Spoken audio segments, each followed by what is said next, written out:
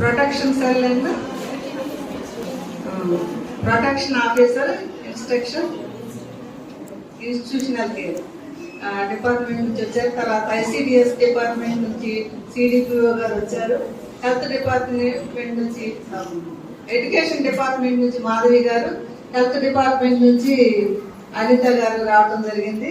మరి ఇట్లాంటి high schools లో ఇది మాత్రం చాలా అవసరం. ముఖ్యంగా ఈ ఇప్పుడు గుడ్ టచ్ బ్యాడ్ టచ్ అనేది మరి చాలా అవసరం. ఎందుకంటే మేము ప్రతిరోజు కూడా ప్రేయర్లో ఇట్లాంటి విషయాలు చర్చించుకుంటూనే ఉంటాము. మరి మేము ఇట్లాంటి చాలా ఫేస్ చేస్తూ ఉంటాం. చేసినప్పుడు మేమే సాల్వ్ చేస్తూ ఉంటాం. ఒక ఇన్సిడెంట్ ఇక్కడే జరిగింది, అంటే పేరు చెప్పకూడదు కానీ ఇక్కడే జరిగింది. 6th లో జాయిన్ అయింది. 7th వచ్చేసరికి వాళ్ళ ఆల్రెడీ ఫాదర్ చనిపోయారు, మదర్ కూడా చనిపోవడం జరిగింది. ఆమెని ఎంత 7th నుంచి కూడా పద్మావతి గారు నేను కూర్చొని ఆమె ఎంత కౌన్సిలింగ్ ఇచ్చామంటే ఏది కావాలంటే అది చేస్తామన్నాం. అందరికి 2 జాతలు ఇస్తే ఆమె 4 జాతలు ఇచ్చాము.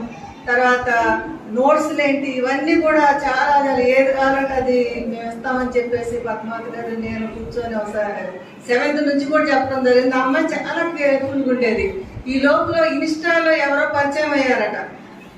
పరిచయం అయిన తర్వాత 10th క్లాస్కి వచ్చేసరికి ఆ అమ్మాయి బిహేవియర్ కానీ మారిపోయింది. కూలి పనికి వెళ్ళడం అవి చేయటం. అప్పుడు కూడా మేము ఎంతో మాకు తెలియనట్టు యాక్షన్ చేసాం, వేరే పిల్లల ద్వారా తెలిస్తే అట్లా అని చెప్పేసి జనరల్ గా క్లాస్ లో కూర్చొని చెప్పాము. లాస్ట్కి వచ్చేసరికి చాలా ఇక అసలు మంచి చదివే అమ్మాయి అనమాట, మంచి క్లవర్.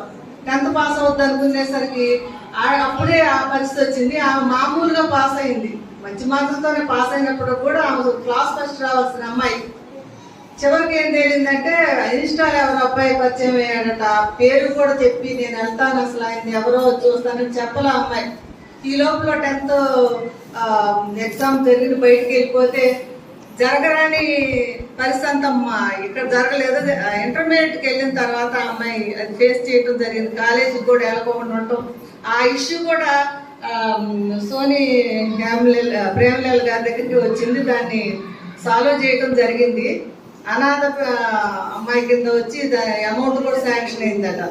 మరి అట్లాంటి పరిస్థితులు ఉన్నాయి కాబట్టి మీరు చిన్నప్పటి నుంచి జాగ్రత్తగా చదువుకోవాలి. ముఖ్యంగా చదువు మీద ధ్యాస ఉంటే అవన్నీ ఉండవు అనమాట. మీకు అర్థమైపోతుంది పక్కన మగపిల్లలు ఎట్లా బిహేవ్ చేస్తున్నారు అనేది. ఇప్పుడు మన స్కూల్లో చూసుకున్నట్టు కొంతమంది ఆడపిల్లలు కూడా నవ్వుతారు. అసందర్భంగా నవ్వకూడదు ఎప్పుడు కూడా. సందర్భం వస్తే ఏదైనా జోక్ చేసినప్పుడు అట్లాంటప్పుడు నవ్వుకోవచ్చు. కొంతమంది చూస్తాం ఏంటో పడి నవ్వడం ఆడపిల్లలు కూడా. అట్లా ఉంటే మగపిల్లలు కూడా చాలా తేడాగా ఉంటారు. అదే విధంగా మగపిల్లలు కూడా నేను చూసా, చెల్లి అనుకుంటా చాక్లెట్లు తీసుకురావడం, బుజ్జి అనుకుంటా చాక్లెట్లు తీసుకురావడం, ఇవన్నీ గమనించి ఇవన్నీ చాలా ఫేస్ చేసాం.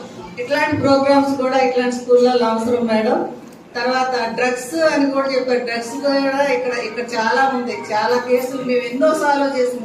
ప్రతి సంవత్సరం కూడా మాకందరూ ఇదో టాస్క్ అన్నమాట, ఉపాధ్యాయులందరూ కూడా ఇట్లాంటివి అప్పుడప్పుడు పెడుతూ ఉంటే బాగుంటుందని చెప్పేసి మేము కోరుకుంటూ నాకు మరి అవకాశం ఇచ్చినటువంటి women and child welfare department వాళ్ళకి ధన్యవాదాలు తెలియజేస్తూ ముగిస్తున్నాను. Thank you.